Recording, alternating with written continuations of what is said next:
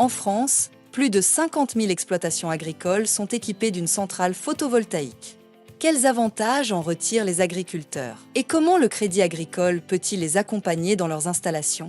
C'est ce que nous allons voir en partant en Saône-et-Loire. À Amanzé, Philippe Paprin, agriculteur à la retraite, est en train de finaliser son projet.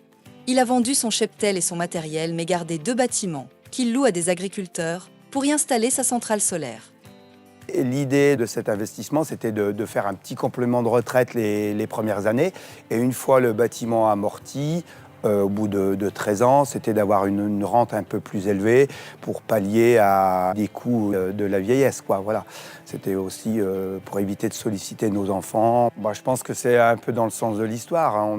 On demande de participer aux énergies renouvelables, donc c'est un bon moyen de participer à cette transition énergétique. Après, je pense qu'il vaut mieux mettre des panneaux aujourd'hui sur les toitures que d'en mettre dans les champs. À 100 km de là, à Saint-Maurice-en-Rivière, Ludovic Petit vient d'investir lui aussi dans une centrale photovoltaïque. Pour les agriculteurs, c'est une bonne solution de moderniser un petit peu nos élevages, de supprimer des toitures amiantées pour remettre des toitures neuves. Et puis ça permet aussi également de trouver une autre source de revenus, donc hors agricole, pour sécuriser un petit peu nos exploitations agricoles. Donc il y a bien fallu financer tout ça. Donc je me suis rapproché de ma conseillère bancaire. On a déterminé les montants de l'installation, les coûts de raccordement de la centrale, tout ça. Ensuite, ma conseillère s'est renseignée donc, auprès de sa hiérarchie parce que bien sûr, ça faisait un gros montant à emprunter.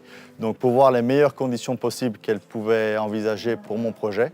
Du coup, ça m'a convaincu et j'ai fait avec le Crédit Agricole, voilà. En fait, le client, il vient nous voir, il a déjà fait le tour des installations, donc il nous remet son projet d'installation avec le prévisionnel économique qu'on va revalider à notre niveau via l'équipe de chargés de transition qui nous appuie en fait tout simplement, et ça va permettre aussi au client d'avoir notre lecture directe à nous de la faisabilité du projet qui n'est pas une approche commerciale pour le coup mais vraiment de faisabilité, donc c'est rassurant.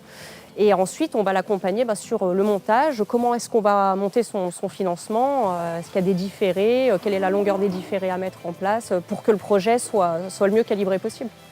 Pour l'agriculteur intéressé par une centrale photovoltaïque, plusieurs possibilités existent. Dans les possibilités que l'agriculteur il va avoir, c'est soit d'investir en direct, c'est lui qui va être totalement porteur du projet. Donc là, classique, hein, on lui fait un financement en fonction des devis qu'il nous amène, on vérifie la faisabilité du projet. On a aussi un autre volet qui est le tiers investisseur, en fait, où là, c'est un investisseur qui va prendre le projet en main. En fait, l'agriculteur, lui, va mettre à disposition sa toiture et c'est l'investisseur qui va venir faire poser les panneaux photovoltaïques et en contrepartie reverser un loyer à l'agriculteur pour l'indemniser d'occuper ses toits.